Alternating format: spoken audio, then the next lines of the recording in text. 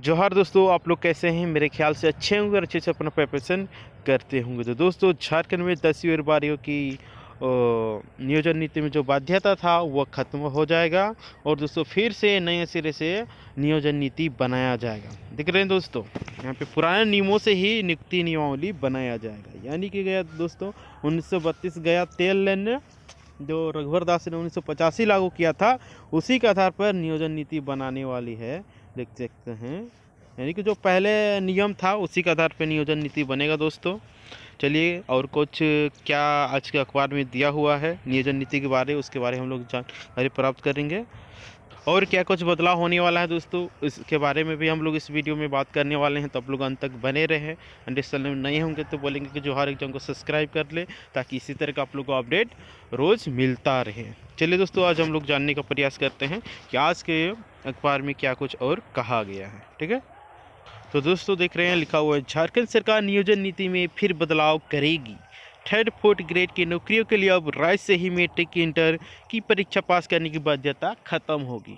यानी कि दोस्तों 2021 में झारखंड सरकार यानी कि हेमंत सरकार ने नियोजन नीति में ये लागू की थी कि झारखंड से जो मैट्रिक इंटर पास किए हैं वही यहाँ का फॉर्म में भर सकते हैं, और जो जनरल ओबीसी हो गए हैं अगर वो बाहर से किए हैं तो फॉर्म को भरने के लिए एलिजिबल नहीं है। अगर यही एसटी एससी बाहर से किए हैं तो फॉर्म भरने के लिए एलिजिबल है। यानी कि एक प्रकार से आप कह सकते हैं कि समानता का खिलाफ था।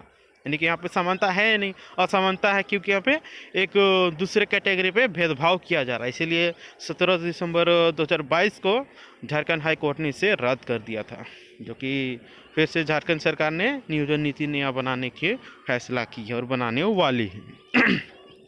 आगे क्या कुछ कहा गया दोस्तों, वही अभ्यर्थियों के अस्थायी रीति रिवाज भाषा और परिवेश का ज्ञान होने की शर्त भी हटाई जाएगी। देख रहे हैं दोस्तों, जो कि एक भाषा पेपर था उसको भी हटाने वाली है सरकार। यानी कि बहुत बड़ा खेल होने वाला है दोस्तों। फिर से यहाँ बाहरियों का दबदबा होने वाला है। देख रहे हैं ना, यहाँ पे क्या कहा है स्थानीय रीति रिवाज भाषा और परिवेश के ज्ञान होने वाले की शर्त भी हटाई जाएगी। हाईकोर्ट से नियोजन नीति रद्द होने के बाद सरकार ने यह फैसला लिया है। यानी कि भाषा पेपर आप लोग को गायब हो जाएगा दोस्तों, वही फिर डाल देगा हिंदी इंग्लिश, रटते रहो। फिर क्या हमारा झारखंड अलग हो कि क्या फ़ायदा?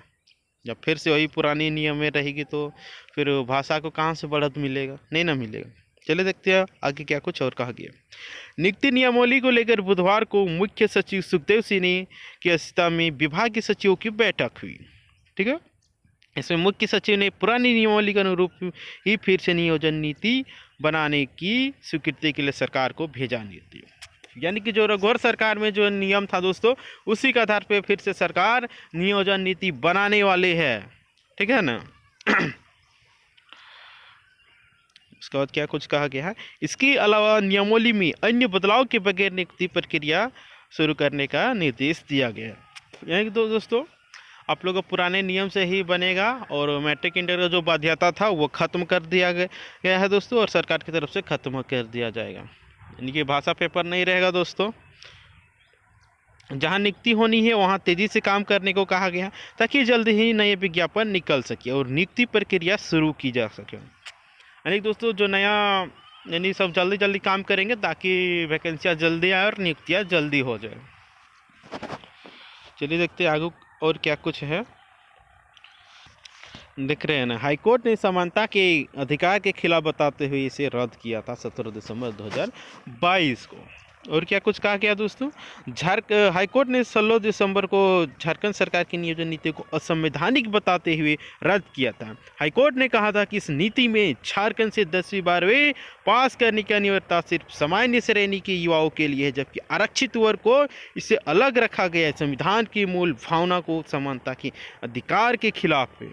सरकार ने क्षेत्रीय भाषा की सूची से हिंदी को हटाकर उर्दू में शामिल कर दिया, जबकि राज्य के सभी सरकारी स्कूल में हिंदी से माध्यम से पढ़ाई होती है। ऐसा करने का कोई आधार भी नहीं बताया गया।